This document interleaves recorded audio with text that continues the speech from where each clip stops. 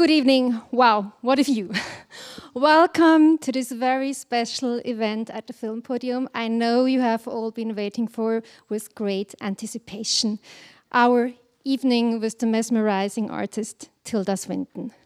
My name is Nicole Reinhard. I'm the director of the cinema. And of course, this is also the moment I have been waiting for with a lot of anticipation. A heartfelt, warm welcome to you, Tilda Swinton. I'm so grateful and excited that you are here.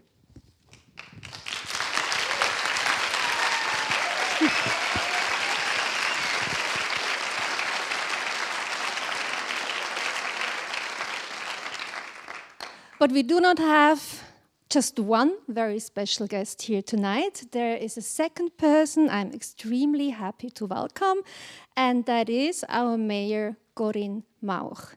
So before I address Tilda Swinton with my little welcome speech, I would like to give the floor to Corine Mauch. Please give a warm welcome to our mayor.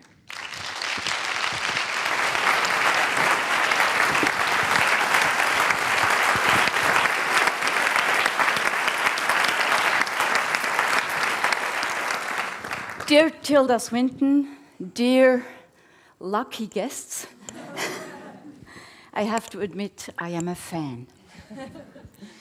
When I first saw Orlando, I was electrified. A poetic, deeply touching work. As if three outstanding and eccentric British women from different generations had conspired to collectively give expression to their radically liberal attitude. The author, Virginia Woolf, the director, Sally Potter, and yourself, Tilda Swinton. I was fascinated by how the film played with androgyny, by its cross-gender casting, its transgender twist. Today, we have finally made some progress on these issues. Queer culture has reached the center of society. Social roles are widely questioned. Discourses on gender are ubiquitous. Back in the day, the film opened doors.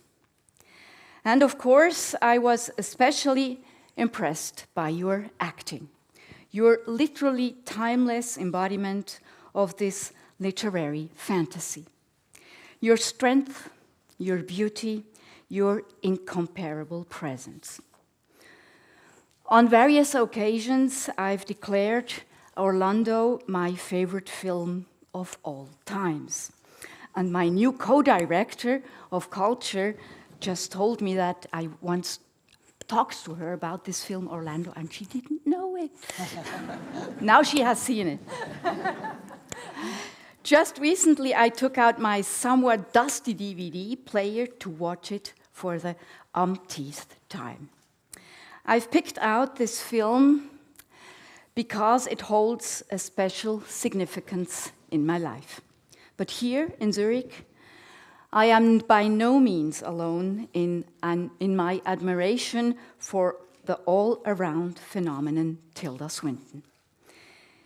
In 2005, Dino Simonet published a book of film stills and texts titled Sorry to Make You Throw Up in Zurich. In 2011, the Zurich-based cultural magazine Du celebrated you as an anti-diva until a few days ago. The exhibition Orlando that you curated was on show in Winterthur, of course. I didn't miss it. And now this retrospective here in Switzerland's most beautiful cinema. Is it? Yes, it is. Zurich is a home game for you. Clearly, the impact you have on people does not just come from the roles you embody on screen.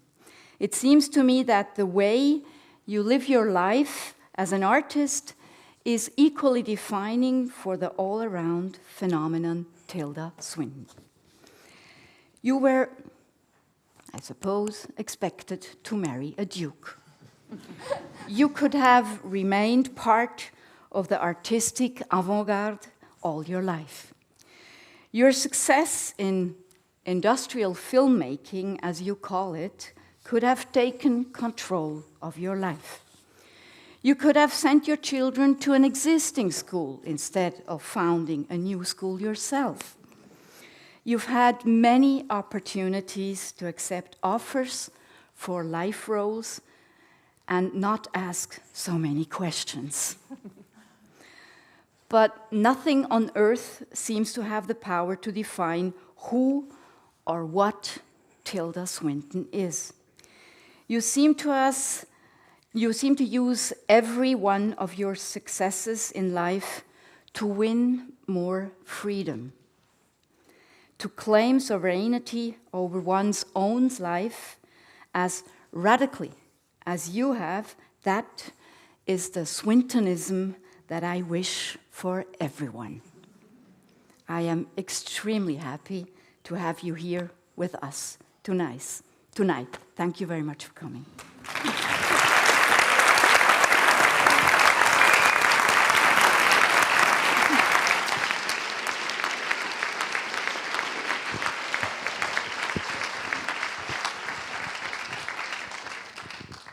Thank you very much, Corine Mauch. It is always an honor to have a filmmaker, an actor, or an artist in our cinema who talks about her view or his view on the world and his or her view on art with us. But sincerely speaking, I've never felt so honored as I do tonight. For me, Tilda Swinton represents the essence of art and cinema in its truest expression.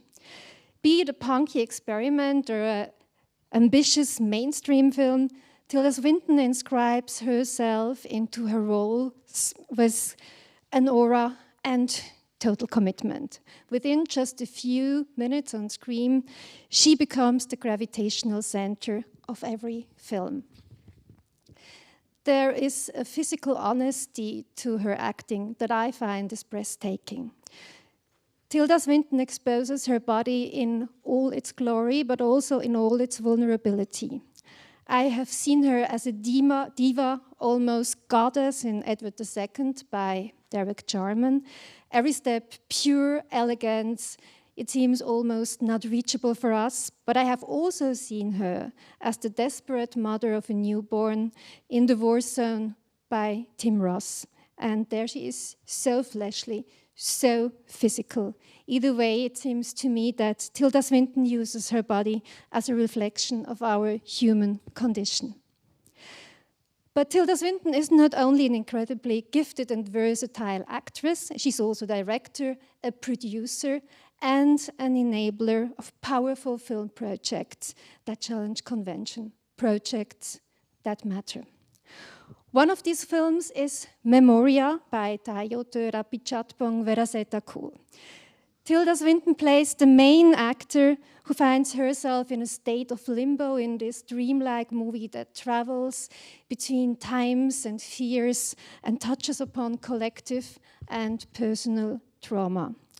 And Tilda Swinton is also one of the executive producers of this hypnotic picture you all need to see. With the screening yesterday and tonight, we proudly present the Swiss premiere of Memoria here at the Filmpodium, before it moves on to the cinema Riffraff, where you who have seen it here yesterday or are going to see it after this conversation, I hope will send all of your friends. We count on you.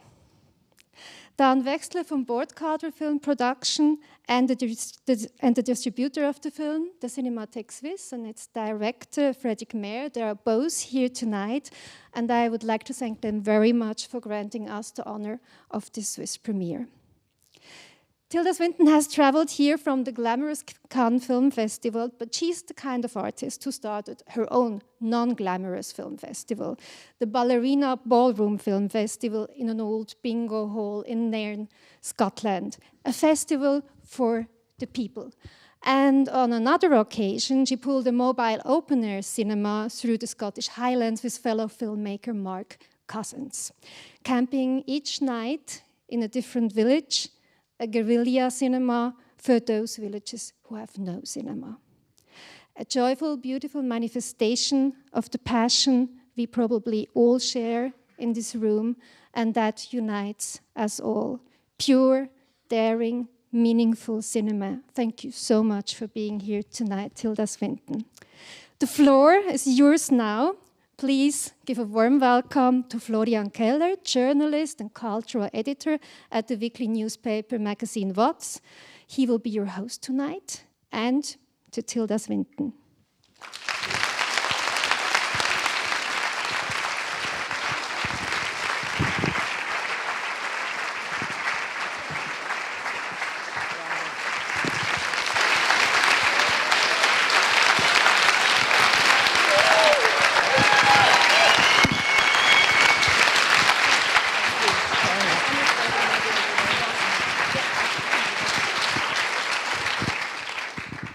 Thank you very much.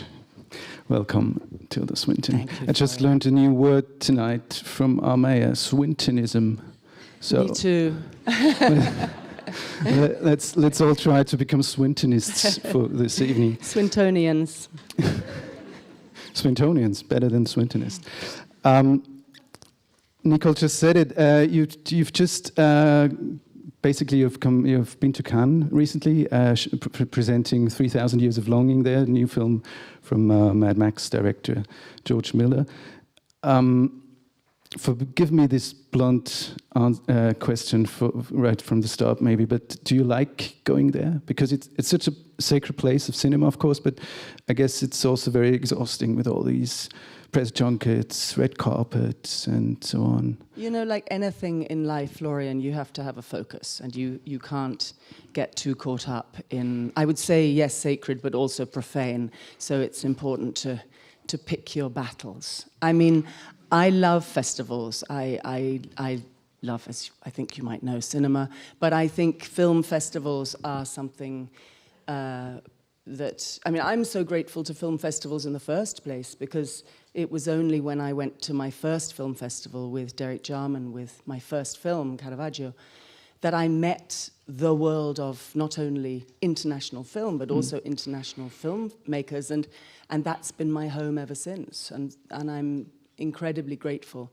to film festivals always for giving us what they give us. I mean, there's no such thing as wasted space in a film festival. When you come towards a film that you have no idea about, you have no idea, you've never seen maybe the country it's shot in, you've never heard of the filmmaker, you've never heard of the people in it, and you buy a ticket and you go, I mean, there's nothing wrong with that. That is definitely the way in which cinema is going to survive. Because it keeps our curiosity, it banks on our curiosity. So that also exists at Cannes, believe it or not. It's not all. Sure. It does. I mean, that's the center of Cannes, and so I try and focus on that. And I've been to Cannes in almost every capacity you could go in. I've been to show films, I've been to sell films, I've been to raise money for films, I've been to be on juries. I've done everything except sweep the carpet, I think. But I like to go with a film is always a beautiful experience, because you're going with your team. Mm-hmm. And a small, disclosure, I'm not too good at being singled out. I'm a little overwhelmed tonight, to be honest. I'm very much what the Germans call a Mitarbeiter, and I love to be in a team. And going to a film festival with your film is the epitome of that. You're in a phalanx and you walk. And I'm a general's daughter, so I know about that. I think we'll talk about this later on also. Now, 3,000 Years of Longing was the film you're showing at Cannes tonight. It's only be around roughly an hour, but an hour we have to go. The idea is to go on a journey through your life and work in 1 hour, which is somewhat a daunting. About 3,000 years, actually. Daunting prospect, because we have to cover entire galaxies and time spans of I don't know. But first. Let me ask you: do you often reflect back on on your previous work, because your friend Joanna Hogg, who was here for a couple of weeks ago, she said she doesn't like to look back on her previous works at all. She says it's always about going forward. It is about going forwards, and I'm happy to tell you that Joanna's and my next film, that's both of our next film is together. So we are we're looking forward to coming back and showing it to you next year. The Last Daughter, that's... Yes, the Eternal Daughter, yeah. It is always about going forward. I mean, I will say that it's a tricky thing. I mean, it's true of all of us, you know, going back over old family albums, which essentially is what a retrospective is. It's going back over all the pictures of yourself when you were 18, drunk at a party. You know, that's essentially what a retrospective is for an artist. It's tricky, but I have to say I've had to face recently, in the last couple of years, I've been honoured by a couple of retrospectives, and it is... You know, you kind of wince and try and look through your fingers at the trajectory and try to make sense of it. And also it's incredibly amusing and also honouring to see other people trying to make sense of it. So I'm very honoured by Nicole's attempts to make sense of it here, trying to draw together a kind of thread around it all. Yeah, but it's much better to... I mean, I said this recently to a friend of mine. We made work together, and I know this may sound sacrilegious, but honestly, if at the end of the shoot, if at the end of the however many, maybe 10 years of development and the 2 years of post-production, the film was put in a bin, I wouldn't really mind, because I'm not really in it for the product, if you like. Having said that, there is something very beautiful about sharing it with an audience, but it's really about the making of it. So I'm sure Joanna would agree with that. I was just going to say, we would mind, of course. We would mind very much so. That's very kind of you to say.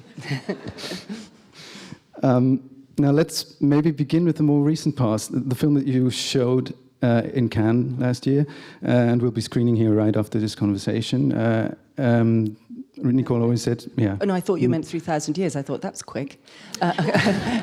Yes, Memoria. Memoria, exactly, last year, by Epishot Pongwera Setakul.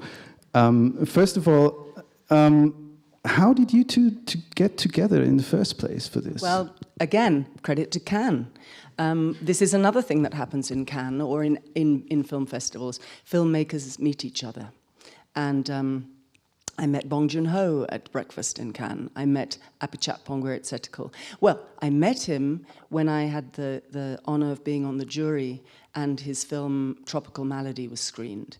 And I completely fell in love with his cinema. It was the first of his films that I'd seen. And we became pen pals.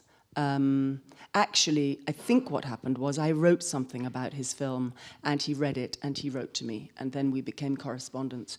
And quite quickly we realized that we wanted to make something together. But that's 17 years ago. And yeah, I mean, that's how long it takes. And we spent a long time tickling it up. And yeah, it's a wonderful thing that it now exists. Now, this woman who fears she's losing her mind over that noise she hears, that rumble from the core of the earth, as you say in the film. How did you construct this character? Was this a collaboration, or was this his vision and then you fleshed it out? Or? It was absolutely a collaboration, and I would say, Florian, I don't refer to it as a character. I mean, she isn't really, as those of you who see it tonight, I think you'll see what I mean by this. She really isn't a character. She's a predicament. And one of the things that is so beautiful about my opportunity to work with Joe, as we call him, for those of us who can say Apichat Pongwera Setakul, we also call him Joey. The wonderful thing about working with Joe is that it gives me an opportunity, and this is also true of my work with Joanna, it gives me an opportunity to do what I really love to do, which I started doing with Derek Jarman, which is to stay absolutely unperformative and just be in a state of presence. And so this woman, this portrait of this woman, who has this, I mean, in the first, it's not a spoiler, in the first shot of the film, you see her waking to this sound. And the curious thing throughout the film is, what is this sound? This actually was something that happened to Joe. During the course of these 17 years of developing the film, the first decision we made was, we want to work together. The second decision we made was, we don't want to work in either Thailand or Scotland. We want to find a place that both of us are equally foreign in. We wanted both to be aliens. And then we went on the search for Colombia, as it happened. Eventually, we landed on Colombia. But during these years, we became friends, and we shared all the details of our lives. And a variety of things happened to both of us that have fed their way into the film. The most important being that Joe experienced this, it's called exploding head syndrome. You can Google it, it exists. And it's not really ever explained. It's a thing where people have a sound in their head. And he had this for quite a while, in combination with insomnia. So that found its way into the predicament. And then I also, during this time, I experienced the deaths of both of my parents, and so we talked a lot about, we knew that we wanted to explore a kind of limbo, and my experience of bereavement kind of took me there, so we kind of fed that in. So the whole thing was a sort of very slow cooking of a soup and putting in all these small biographical details from both of us. So it was collaborative. So the predicament, as you said before, is sort of a combination of biographical element of both of you. Yes. Yeah. Now, because I have to sort of focus on not saying a character, but because this predicament called Jessica is person. You could just say person. As compared to other roles recently, is more of bare bones personality, as opposed to characters where you wear quite a lot of makeup, as in Snowpiercer or the old man in Suspiria. I'm sorry, was that a spoiler? No. The French Dispatch. That old man was played by someone called Lutz Ebersdorf, no? Okay. Yeah, he's got this very strangely miniature filmography with only one credit. But I was trying to ask you, is it easier, or is it more, no, the other way around, is it more difficult to find a way into this kind of bare bones person like Jessica, as opposed to these more cartoonish characters where you sort of can disappear behind makeup or prosthetics or so on? You know, and this is referring back to the difficulty of looking back at a sort of retrospective list. I mean, one of the things that I have to face is not just how many thousands of years it stretches for, but also how many different flowers there are in the bouquet. And I'm not talking about my own work, I'm talking about my colleagues, from Jim Jarmusch to Derek Jarman to Sally Potter to Bong Joon-ho to Apichatpong, where it's ethical, to Joanna Hogg, to the Coen brothers.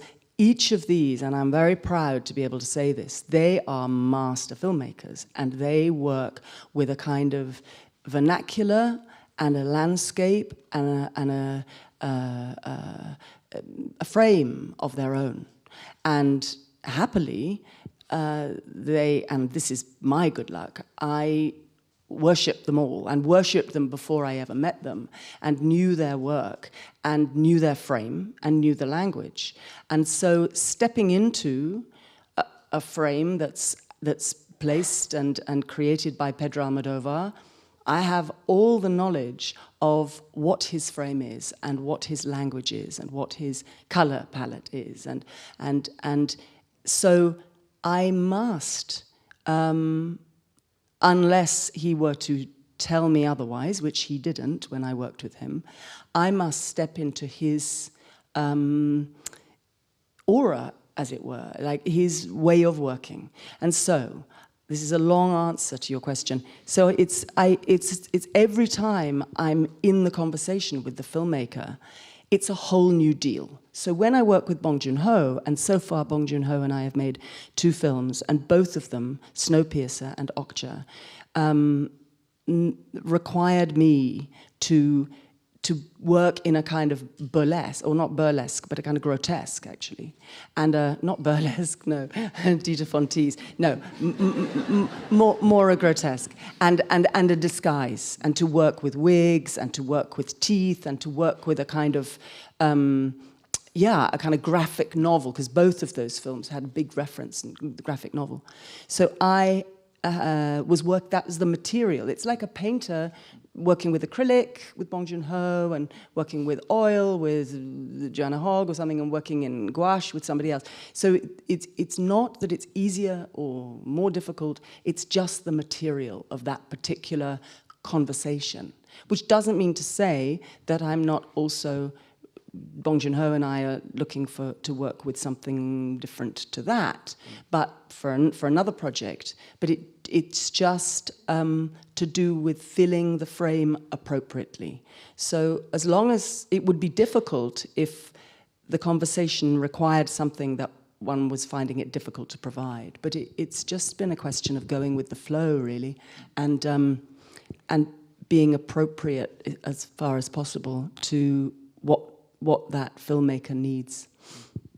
You make it all sound so easy and effortless, but so did you ever encounter any difficulties filling out that frame that was required on any given Well, that's project? where the decision to choose one's collaborators is so crucial, because it's my nightmare to actually be already embroiled in a project and realize that I either couldn't or didn't want to fill the frame appropriately. And so there's nothing more glorious than striking, as it were, the contract, not literally, but striking the deal, not to quote Donald Trump, but you know what I mean, like to strike the agreement, let's say, to go down a path together and to look for this particular flavor and know that you're on the same page. And I've been very fortunate to have that experience time and time again. And I have to think now, I really don't think I've been very lucky. I don't think I've ever been halfway down the road and realized that I was, that we were at odds. So if you play in a film like Memoria, and then the year before that, I think it was Avengers Endgame. That's just you stepping into the frame and just yeah. It's just a different film. It's just a different corner of the marketplace, a different stall. But there's also a lot of different machinery involved. I mean, the dimension of the machinery behind us is totally different. Yeah, it's true. It's very true. But in my adventures with studio cinema, which is still not that many, I mean, you can kind of count them on one hand, but I realized, always had a very familiar aspect to them, which is they all feel like experimental films, and they all feel fairly close to making a Pet Shop Boys video with Derek Jarman in 1988. You know, there's a sort of experiment up against a blue screen, or in these days now it's a green screen, and there are film, cine geeks running onto the set saying, I think we can do that and rub that out. And, there's an experimental, very nerdy aspect to filmmaking that I really love. And I particularly love working with those groups of people in the studios who've got all that money to really explore. That's always been my attachment to that kind of filmmaking. Again, people like David Fincher, who I've just worked with again, who's just the biggest sort of film geek in that sense of all. I mean, he started out in special effects, and in all his films are special effects, actually. And I love that. We have a very good conversation around that. Now, when you say that you try to make each adventure an experiment for you, what do you actually look for apart from that in a project for you to go there, to go for the project? What is it you look after in? Well, in the first instance, and that, you know, I do work on projects in which I don't appear. You know, I produce with colleagues, and sometimes you know, it's not about me performing or appearing in the films. It's about me helping to get the film made. But if I am, you know, so whatever the project is, whether I'm appearing or not, it's about something I'm curious about, something I don't actually know how to do, and I don't know how we're going to, you know, grow this plant. That gets me. If I can see exactly how to do it, I'm less interested. But if it feels like it's going to be an adventure, then I'm tend to be interested. But then in terms of my own work, I will say I have such a low boredom threshold that I try and convince myself, which is, you know, fairly fruitless, because as Florian, you've reminded me, we're talking 3,000 years here. I don't want to repeat myself if I possibly can. For myself, not for anybody else, but really for myself. And so looking for an opportunity to push a subject a little further, or work with a slightly different, you know, caliber of brush stroke, or just some departure, some new territory, some fresh snow, then that I'm interested in that. And it honestly starts with my not even Luddite, but absolute beginner's mind around performance, because I never intended to be an actor. I still don't call myself an actor. I don't know anything about acting. I really, really don't. And I'm not actually interested in finding anything out about acting. I mean, when I read actors writing about, you know, giving interviews about acting, I kind of, you know, like try not to read it, because I don't want to know. Because if I knew, then there's no point in doing it, you know. I don't believe you. What bit? What bit don't you believe? That you don't know anything about acting. Listen, I don't think... there may be people in the audience who can tell me differently, and I would love to listen to them, but I don't know what there is to know, really. I mean, maybe in the theatre, maybe there are skills and there's craft and there's a whole relationship with the space and sound. I'm sure that's true. I never studied it. I just, you know, when I was a student, I was in plays in a very sort of half-hearted way, basically because my friends at the time were in plays and were directing plays, so I just sort of played around with them. And then when I left university, because I didn't know quite what else to do, I continued being in plays for a bit. But I very soon realized that I wasn't really interested in the theatre at all. And I was really interested in cinema, but I didn't quite know where to find it. But the second I started finding cinema with Derek Jarman, which was a particular way of finding out about cinema, I realized what a relief I didn't have to be an actor at all with him, because that wasn't required. And now we skipped sort of the years before Derek Jarman, but maybe we can come back to that later. I'm not sure there were any years before Derek Jarman. So let's find out together. Because my idea was to sort of I found the sorry, I'm sorry, Florian. I'm messing with your plans. No, go for it. Never mind. Please. It's please. No problem at all. Lead me through the nose as well. The idea was sort of there's these wonderful final scenes in Memoria where they clasp their hand and arm together, and there's this kind of transmission of memory, and I was going to ask you not to do this here, but what would the transmission of your childhood sound like in this sense? That's a good question. Let me think about it. Okay, so my childhood, and I can actually answer this question because I'm very up against my childhood at the moment for a very nice reason, which is that I've recently had the amazing opportunity to take over the custodianship of my family home. So I'm really reliving my childhood environments on a pretty much daily basis now. I would say the sounds of my childhood would be, I mean, my first early childhood loves were trees, and we had the great good fortune to grow up, my brothers and I, in the countryside in rural Scotland. And so being there, being very free, by the way, being very free and being very powerful in the landscape. I was thinking only last week when I was there, I was remembering the incredible luxury of waking up in the morning in the summer and going downstairs and grabbing a piece of bread and getting out before anybody else in the house and just going out into the landscape for the whole day and nobody coming and looking for us. I mean, maybe it's neglect, I don't know, but it worked. And I was very grateful for it. And so there's that sense of being in a landscape and being quite solitary. I had have still three brothers, who did a variety of things together, but not necessarily with me. And again, I'm quite grateful for that. And then, of course, I discovered horses, and that meant the beginnings of real love in my life and real fellowship.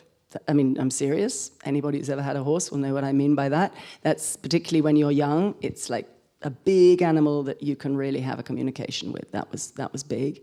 And then that solitude, the capacity to be solitary, actually did me quite well when I was then sent away to boarding school, which is not ideal, I wouldn't have said, for small humans. But there you go. I seem to have survived it. And yeah, that was it really, a sort of... and also, importantly, I should say this, and I say this because my friend Asan's here, who's a poet, so he would nudge me if I didn't say it. I was a poet, and that was very much a part of my life and my identity and my sense of what my life was going to be forever. I was a poet from very young, and that sort of got me through all sorts of things. You've mentioned boarding schools in the film Derek, which I just saw yesterday. You put it very sarcastically and talking about the comedy of manners of British boarding schools. And he, I think it's Derek Jarman who says privileged and vicious. That's the sort of the adjectives he used for the boys he encountered at school. What was it for you? I feel like making T-shirts with that on and sending them to the government at them right now. That's a great idea. I'd forgotten about that, privileged and vicious. Yeah. Sorry, I forgot your question. That was him for boys' boarding school. What was your experience? Oh, just really everyone was so hurt. You know? They By were whom? just... All the girls were so hurt. I mean, you know, being sent away from home and hurt people do hurtful things, especially when they're 11 and 12 and 13 and 14 and 15 and 16 and 17 and 18. So on, yeah. 3,000 years. Maybe. So I was would have been lonely if I hadn't already learned how to be solitary. But I will say an amazing thing. The person that I locked eyes with on my first day of boarding school when I was 10 was Joanna Hogg. She is literally my oldest friend. Apart from my brothers, who I'm blood related to, she's the person I've had in my life longer than anybody else. And she's really, really, if I had a sister, it would be her. Yeah, so she got me through also. Now, you've mentioned earlier that your father was a general, high-ranking officer in the British Army. Would you say, I've always wondered this, sorry for asking so bluntly, but would you say that this professional background of his had sort of shaped you in any way? Well, that's a good question, because it definitely inspired me. I mean, his uniforms definitely got me going. I tell you, he had the best uniforms, and they would go to parties, my father and my mother, and my mother would look lovely in a silk dress, but my father looked incredible with gold frogging and medals and red stripes down his legs and very shiny shoes. No, I was quite, that got me going in terms of, the looks. But also, I think, and again, I think about my father a lot these days because I'm sort of now living in his house. There was something about his not only, you know, his great love of trees, which I have inherited, but his, you know, real focus on companionship, fellowship. You know, I always remember at the end of his life, when he really couldn't move around very easily, he would still go on a train down from Scotland to London to a regimental dinner once a year where all his friends would meet. I mean, they were all in their 90s and put on their medals, and none of us will know what they did in those rooms. But it was very moving to me, you know, that this feeling of camaraderie and absolute loyalty to each other was very meaningful. And I do think that was very inspiring to me. I mean, either it's genetic or it's learned, but it's definitely the way I roll. I feel, you know, that I have a sort of virtual regiment of friends who we're all brother and sister officers together, and we approach our work as, you know, exercises. But it's the fellowship that's important. Without the uniforms, though. Well, with the uniforms, if possible. Of course. Yes. You haven't seen the pictures from Cannes, clearly. Yeah, they're very strict about that there. Yeah. I heard. Now, actually, there's a line from the very beginning of Orlando that's sort of stuck with me when I watched it again. Though heir to a name that meant power, land, and property, it wasn't privilege he sought, but company. To what extent does this sort of mirror your own trajectory? Well, it's very close. I mean, it's not rocket science to figure actually how close Orlando's sort of atmosphere is to my own. With one big difference, I realized that Orlando loses her house, and I've now got it. I feel really good about that. And Orlando loses it because she's no longer a boy, and I've got 3 brothers, but I've got it. It's a nice feeling. Yeah. But that when Sally Potter first asked me to come on this journey with her to make Orlando, it was really one of the great moments of my life, because it was a book that I had loved all my life, and I think I read it when I was about 13. It's about something very, very specific, and it's funny. I mean, as you mentioned the Orlando exhibition that was here, and I'm very sad not to have been able to be here for it. That Aperture magazine, which is a wonderful magazine in New York, international film magazine, asked me to make an edition, and we decided to make it on Orlando because it occurred to me that Orlando, it's sort of not even, it's a state of mind, Orlando. It's so far beyond a book, and it's so far beyond a film by this stage. It's now, as you so eloquently said, it's a reality for us now. I mean, I remember when we started trying to put together funding for the film at Cannes, we went around saying, and people said, well, what's it about? And we said, well, it's about, borderlessness, and it's about,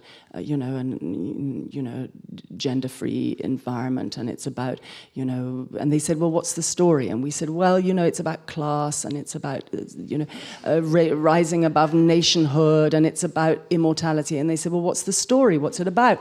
And we felt so totally cast down. And of course, we ended up not getting money from Cannes at all. The first money we got, funnily enough, was from Russia, because they didn't really ask us what it was about after the first few words. They said, we buy that, immortality and freedom. They were in.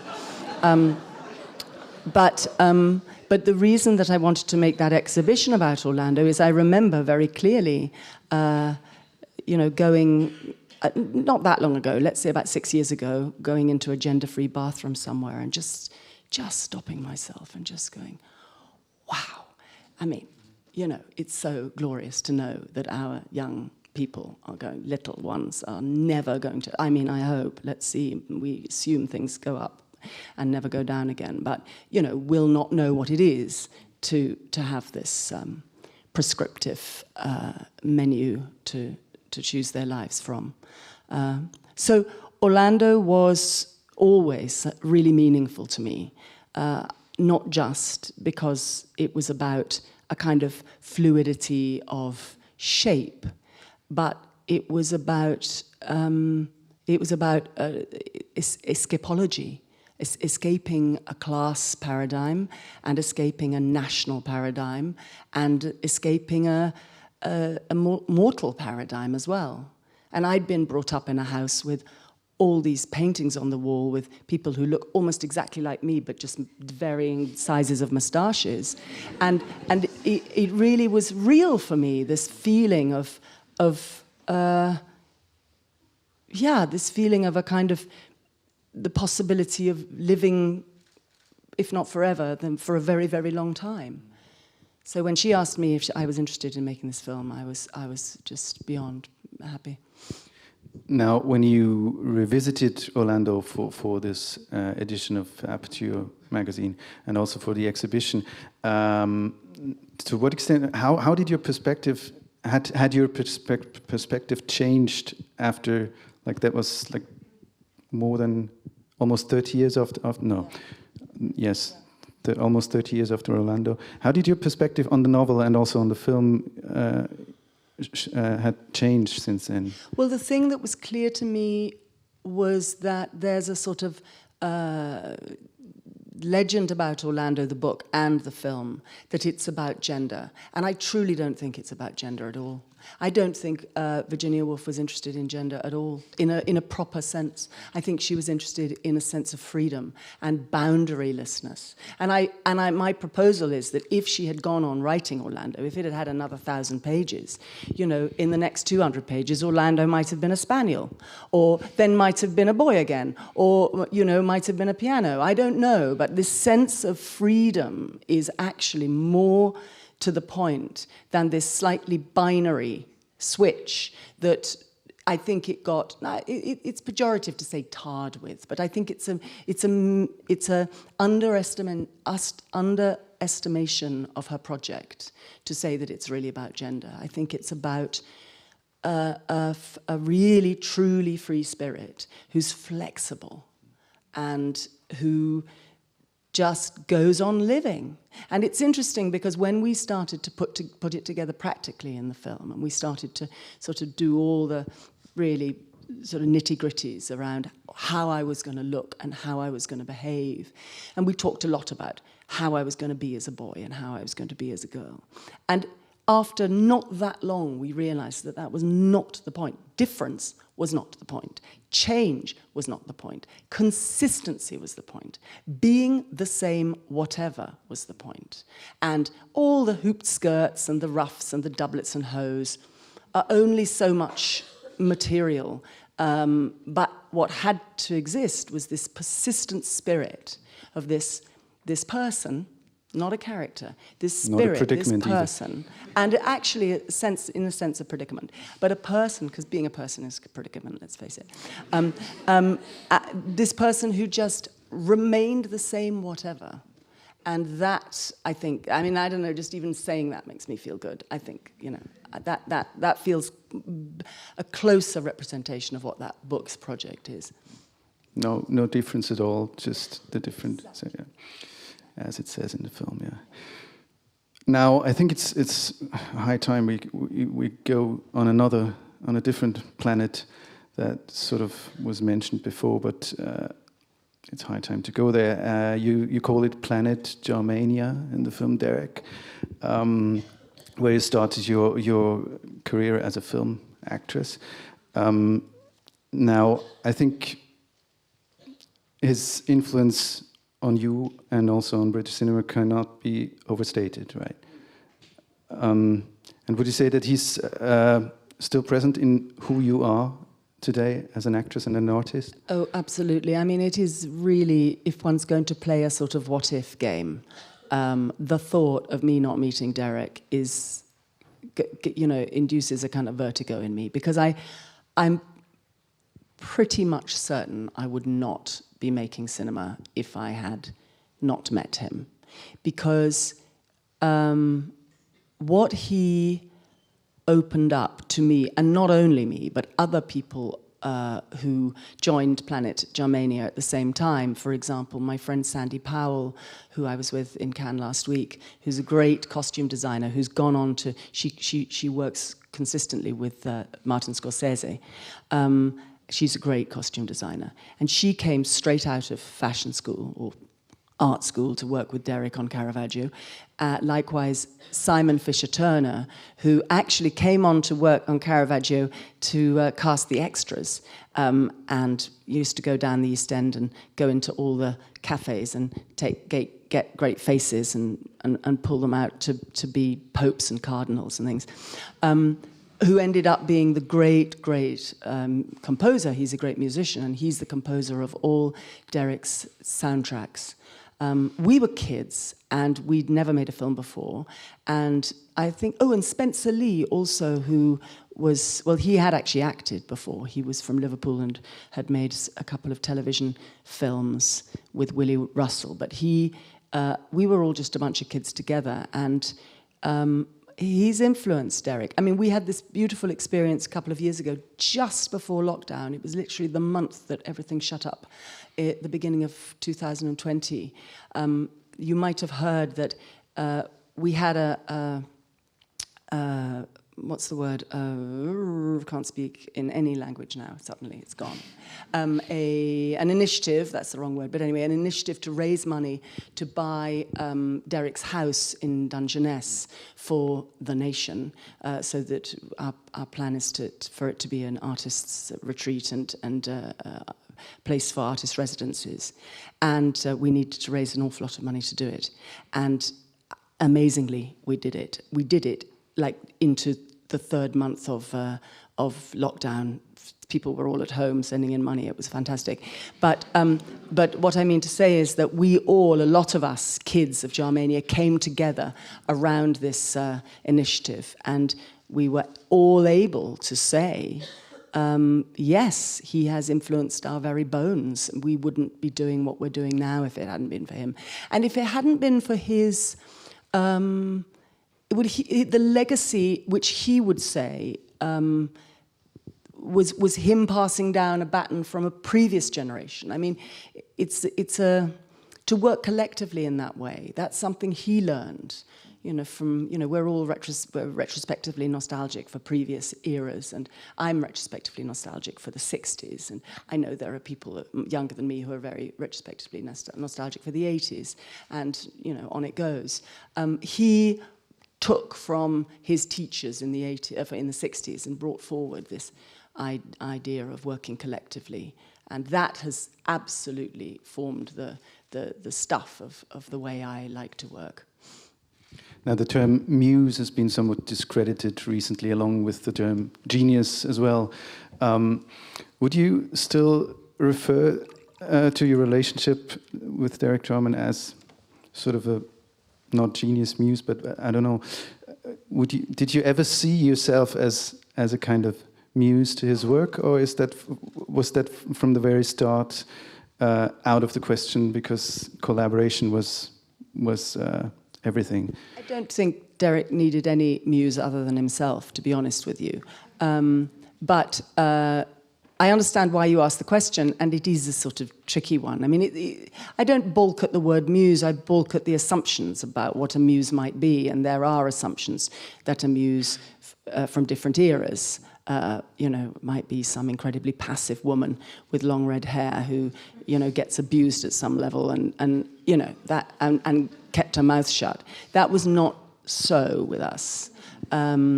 But it is true that he, like any good punk, he was a deep romantic, and he wanted.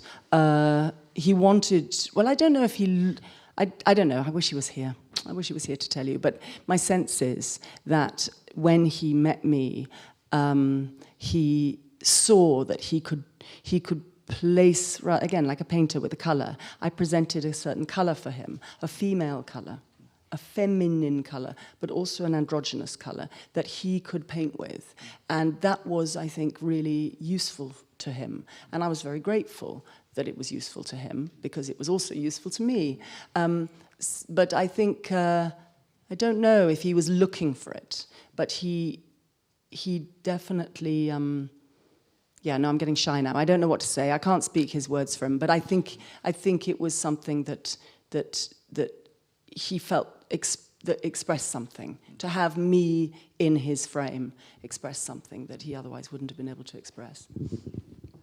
Now, during an interview in Berlin some 40 years ago when we've met, you said something about Derek that stayed with me ever since, actually, and I only just realized that it's also the beginning of the film Derek. Namely, you mentioned this interview he gave shortly before his death, where he stated ironically stated his wish to sort of disappear along with his entire work and so on. And then you said in the interview, as well as in the film, that sadly, this was actually what happened in a way with him, with entire generations of film students today not knowing who Derek Jarman was.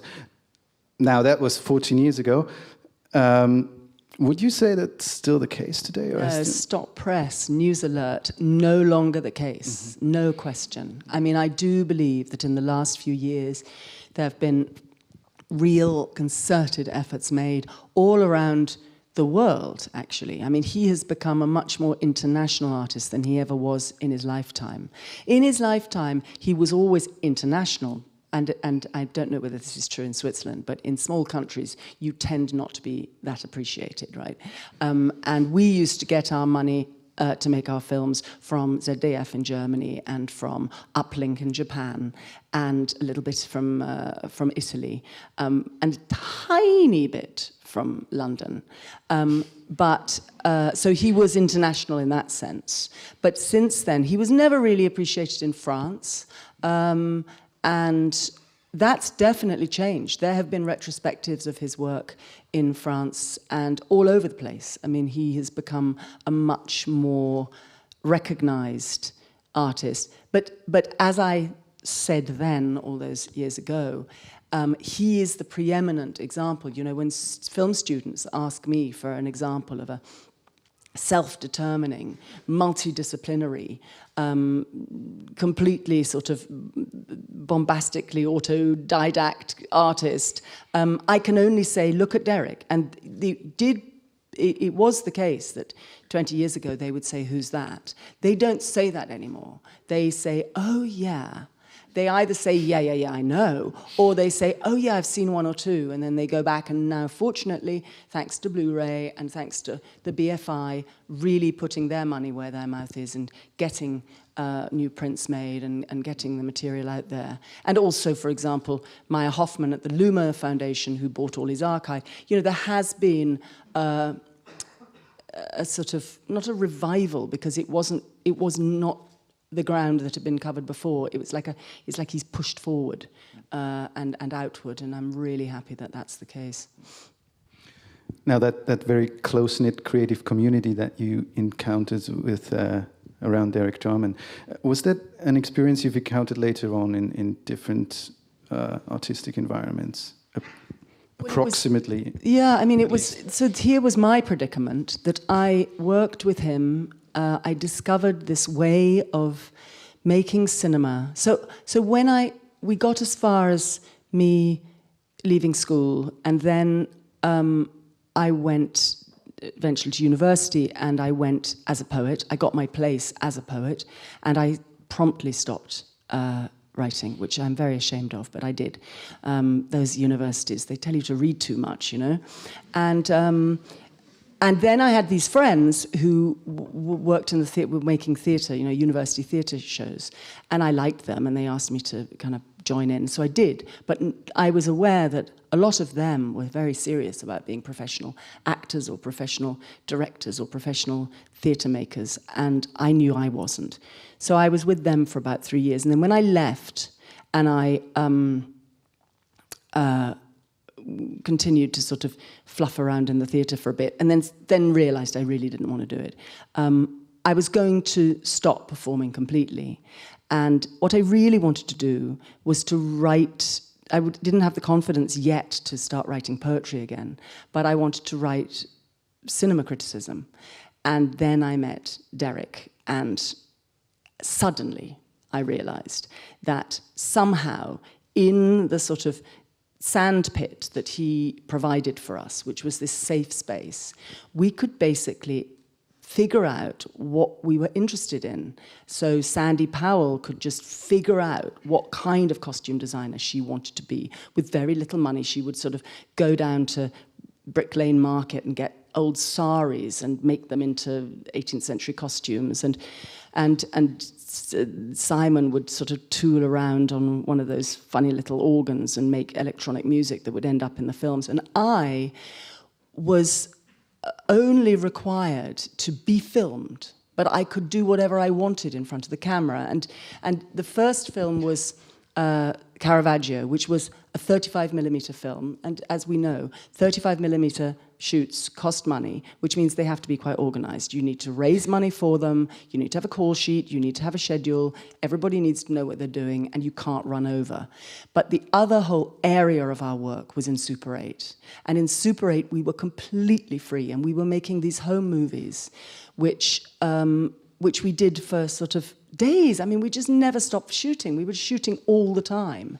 And, years before people had cell phone cameras, or, that's what we used to do. And they were, of course, this footage was endless and silent and incredibly fanciful. And a lot of the time, Derek and I wanted me to just be in front of the camera, very often looking into the camera, which felt quite radical at the time. And anyway, cut a long story short, a lot of this material ended up in a couple of, to my mind, masterpieces of cinema. One, The Last of England, and one, The Garden, which were, we sort of collated them like an anthology of poetry. We just put together all the bits and went, oh, we need another bit there, and we'd sort of squish them all together with no money. We didn't need to raise any money to create this film at all, because it was like home movie stuff. And then eventually we raised money to make a print and take it around the houses. But this unique example of a sort of, as I say, a sort of playground where one could be completely unorthodox. There were no lines to learn, there were no characters to perform, there was no fakery. It was all authentic, and it was closer to dance, actually, than anything, I think, closer to interpretive dance. It was such a long way away from the theatre, which made me very happy, because I was feeling a little alienated by the kind of, what I felt the kind of construct of the theatre. And it was just playing like children, really. So, anyway, I then worked with him for 9 years until he died in 1994. And when he died, I was really high and dry, because that's pretty much all I'd done, apart from Orlando, which was at the end of that time, which is also pretty unorthodox in terms of its performance, sort of remit. And there's a lot of talking to the camera in that. And it's very authentic and fluid and unperformed. So when that was over and when Derek died, I really did not know what I was going to do. I knew I wasn't a professional. I knew I couldn't, put together a resume, and I knew I wasn't interested in sort of faking it. And I just sort of coasted for a while. And then slowly people started coming out of the woodwork and asking me to work with them. And the miraculous thing is not that I've met Derek and had that 9 years with him, but that I found these other families. I mean, that's really extraordinary, that I should find a family with Wes Anderson, or a family with Bong Joon-ho, or now, of course, the family with Joanna Hogg is particularly, it's literally a family, and it came from even earlier. That's really the miracle in my life, is having found my addiction to a really rare drug, to see that it was available even after the original supply turned up. It's really amazing. So that's the way I like to work, and fortunately I have these other families to work with. So Derek was not just a planet, but he was also a very rare drug, in a way, or a provider of a very rare drug. He was the pusher. Now, I think before we might have some time to open up questions from the audience. I would like to ask you about two of what I think were two of your greatest roles. One, an alcoholic with no shred of parental responsibility whatsoever, who suddenly has to care for the child she kidnaps. That is Julia by Eric Zonka. And then a mother of a deeply unsettling boy who doesn't want to give any love and who doesn't want to be loved. We need to talk about Kevin by Lynn Ramsey. Now, I don't know whether this makes any sense, but did these roles have an effect on your own perspective on motherhood or on being a parent yourself?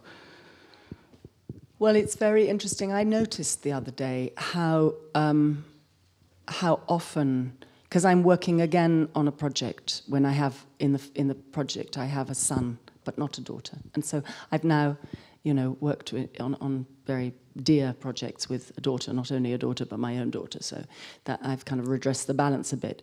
But when I started to, I think actually, I'm trying to think the first. I think. We need to talk about Kevin. When Lynn Ramsey and I started talking about that, she had not had a child by then. She now has had a daughter, my goddaughter, and who's nothing like Kevin, I'm happy to say.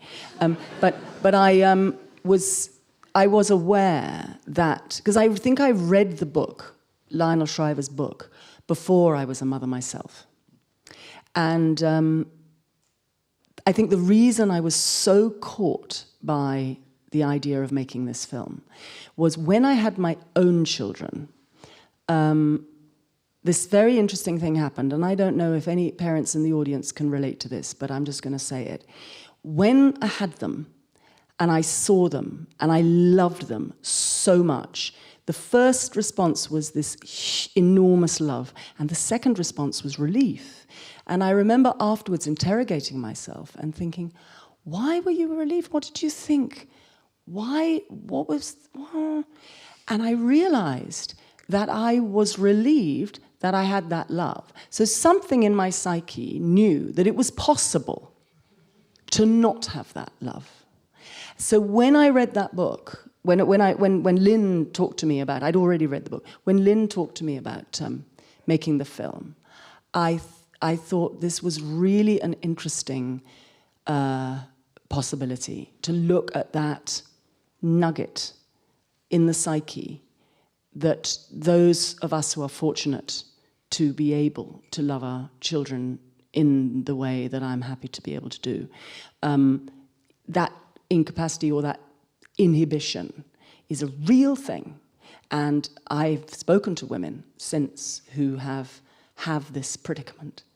And that's what that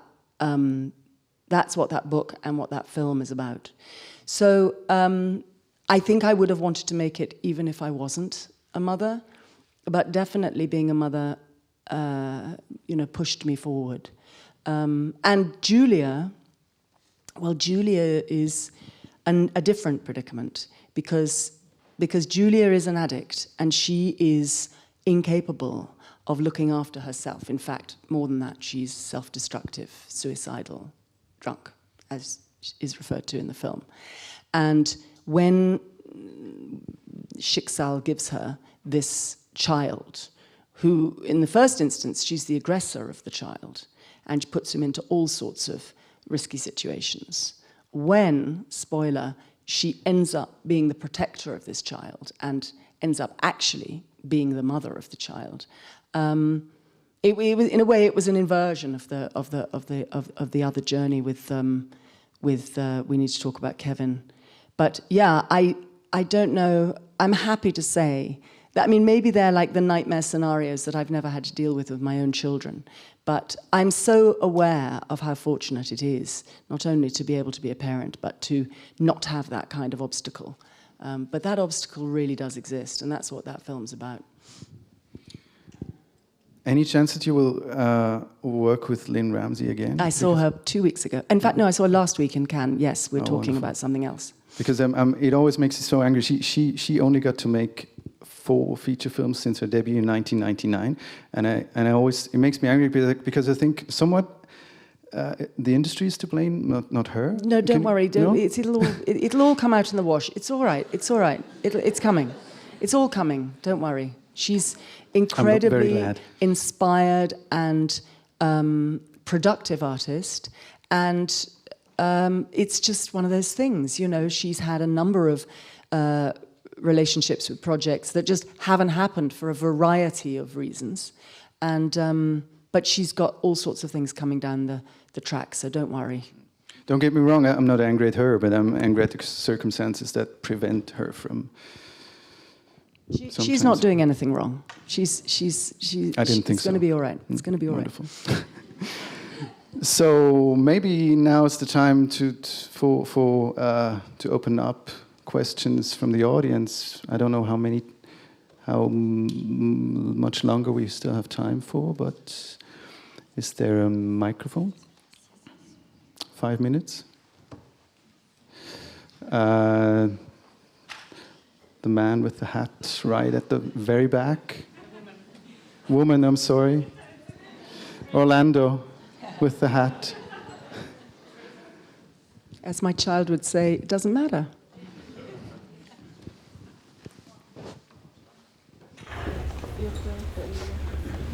I can also speak like this. Thank you so much for this wonderful talk. And my question would be, how do you maintain your independence in this industry? Because it still is an industry, right? You know, I don't think of myself as industrial. I suppose that's a start. I think of myself as a very lucky visitor constantly. And that means I'm not really attached to that much. I mean, I'm really attached to my family, my dogs, my garden, and my trees, but not that much, and my friends. But in terms of I have no real, I've got no map for a start. That's a big plus. I think not having a map is very, very good. Not minding getting lost, and that's also a really good thing. Yeah, I don't know. When you talk about the industry, to me, that's I sort of go, yeah, what is that? I don't know. And I'm sure that from your perspective, it might look like I'm much more conversant and more fluent with the industry than I am, but I'm really not. I'm just a sort of visitor whenever I'm in some kind of industrial film. And I've tried, as I explained earlier, the people, like for example, last week, 3,000 Years of Longing is a pretty expensive film presented in Cannes. George Miller, who made all the Mad Max films, and Babe, of course, and The Witches of Eastwick, and all the rest of it. He's a total maverick. He's a total experimental filmmaker, and when you see this film, you'll see what I mean. But somehow he's getting all sorts of square people to give him all sorts of money to do what he does. And this happens occasionally. Occasionally, people get square people to give their money to do that. And this is a good thing, but it doesn't make them square. And he's very freewheeling. He's now I think he's just turned 77. And he's wild. And that's my clan.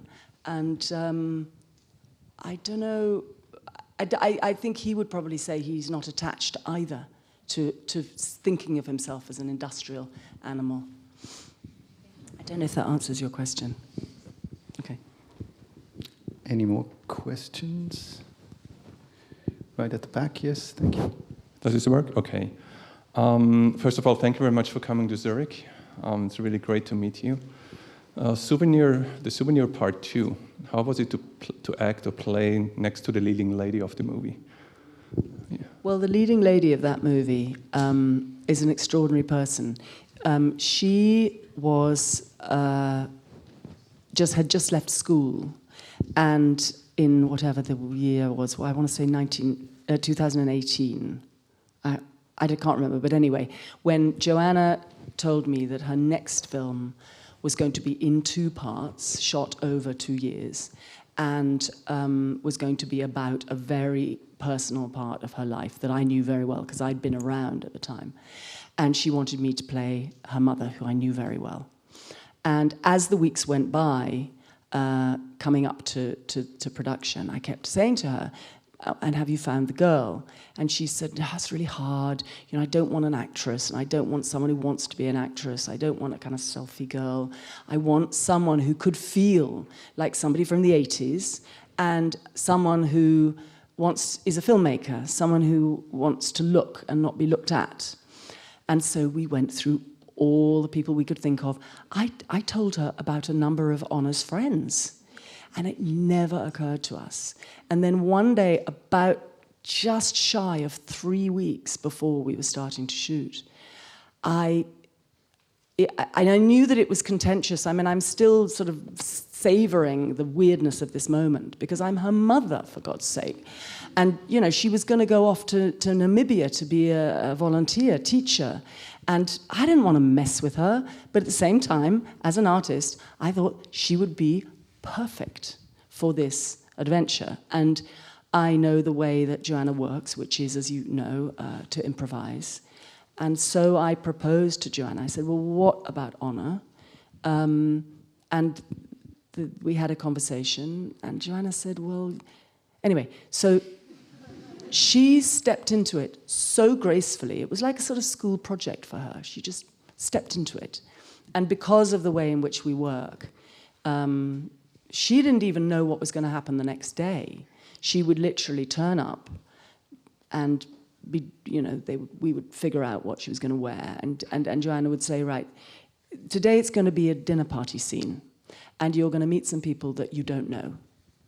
And then the camera would start rolling, and some people that she didn't know would come in. And those people who she didn't know would, if you've seen the Souvenir one, told her incredible facts about her lover that Honor didn't know, that Julie didn't know. And so when you have that look of astonishment on Honor's face, that is absolutely genuine. That's Honor just trying to keep up. And she was amazing. I mean, I know lots of 19-year-olds who would have shut down at that point, but she just kept opening up and opening up. And then she went away to Namibia to be a student teacher, a volunteer teacher, and came back and had to step back in. And if you've seen the Souvenir 2, you'll know it starts literally a couple of days after the first one ends.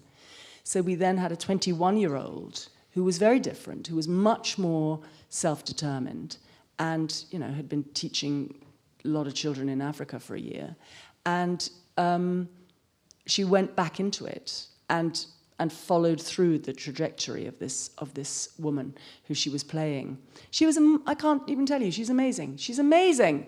She's amazing. She just did it. And now she's a psychology student in Edinburgh, and she's very much loving doing that, and that's it.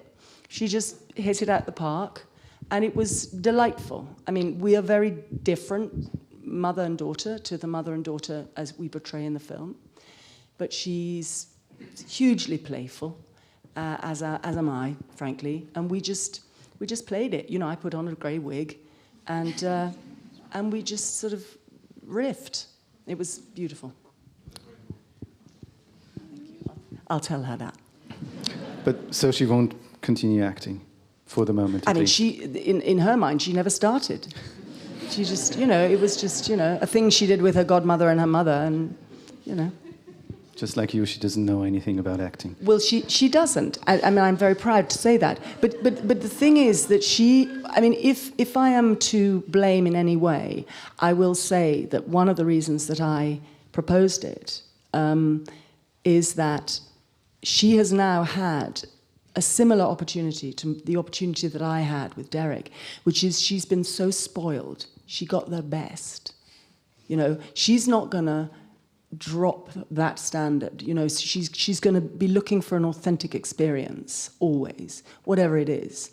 And I feel good about that. I feel her sense of dignity is really intact, and that's something very fragile, particularly at that age, that particularly, I think, I don't know, not being a professional actor, but my sense is that in that world, it can get really gnarly and you can get very knocked around and you can not know what your own authentic voice is. But she knows, Honor knows what her authentic voice is. And right now, it's being a psychology student in Edinburgh. Maybe one last question from the audience. Again, right at the back, please. Yes, thank you for being here tonight. So, in your career, you've been able to explore gender expression first in authorial, small, independent movies, and somehow you've been able to bring it into bigger mainstream studio films. And I guess my question is, has it become some sort of a mission or something you feel responsible for, like championing questions of gender expression, or is it something you're still pursuing of your own free will, or like maybe it's just become some kind of coincidence that you end up playing all of these characters without regards to their gender? I wouldn't say it's coincidence. I would say it's accuracy. I've been so, as I was just saying about Honor, the grace of Honor's first working experience and the grace of mine with Derek, I've been so fortunate to know what it is to be really authentic and relaxed. And once you know that, that's the drug that Derek was pushing. And once you know that, especially when I was the same age as Honor is now, I was 24. Once you know that, that's like gold dust, you know, and I never, because I didn't have any training, I wasn't disciplined in any way, I wasn't disciplined out of it. Nobody said to me, now you've got to get real and you've got to do some things that... I remember my agent telling me something once. I'm very proud of this story, although it's a bit naff. There was a wonderful casting director in London, like a big industrial casting director called Mary Selway. She's since died, sadly. And there's this sort of story that she once said in the early 90s. They were always asking me to do kind of industrial films, and I didn't want to do them. And she shouted across the room, "Will Tilda Swinton ever do anything she doesn't want to do for a change?" Now that's really interesting, that there should be this assumption that just because you're 24, 25, that you would have to learn to do what you didn't want to do. And I was protected by my rarefied start with Derek. And that, I hope, will protect Honor if she ever wants to work in this world again. I think that I'm not being funny when I say being spoiled like that is so important. Just a sense of dignity and a sense of just knowing how good it is to be relaxed. So, yeah, I can't remember your question. Sorry.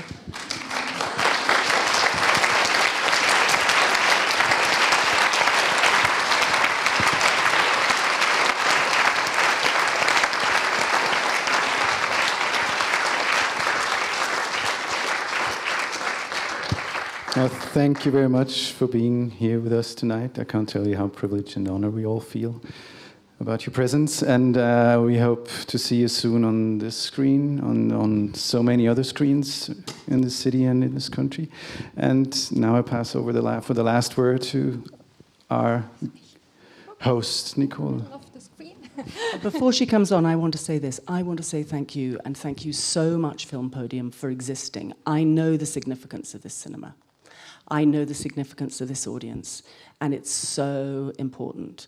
And those of us who make films are so grateful to you for loving that screen and keeping faith with it, because we all have to really, really keep faith with it now. Anybody who talks about big cinema being threatened or, God forbid, being dead is talking nonsense. We know that. But we do keep having to prove it. And we all love seeing things on the end of our bed on a small screen, but we must keep coming to big screens. And we have to keep curious and keep looking at films by people we've never heard of, from countries we've never heard of, because we all need that. So thank you so much for keeping faith.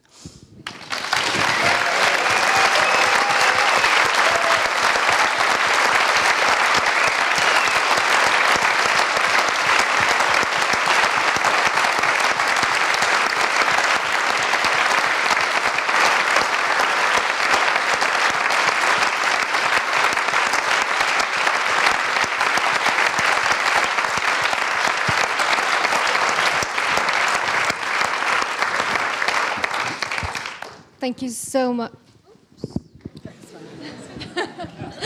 Thank you so much for these beautiful words. And thank you so much, Florian and Tilda, for this wonderful, insightful, generous speech. I could have listened to you forever. I think I'm not the only one, but I fear we have to let you go. We take you by your word that you will come back, and we hope it will not be 3,000 years of longing. So, Tilda will now leave through the lobby, and it would be very nice of you if she can go out first and you remain seated. I'm sure she will find some time for autographs. Thank you very much, and you all go and see Memoria afterwards. Thank you.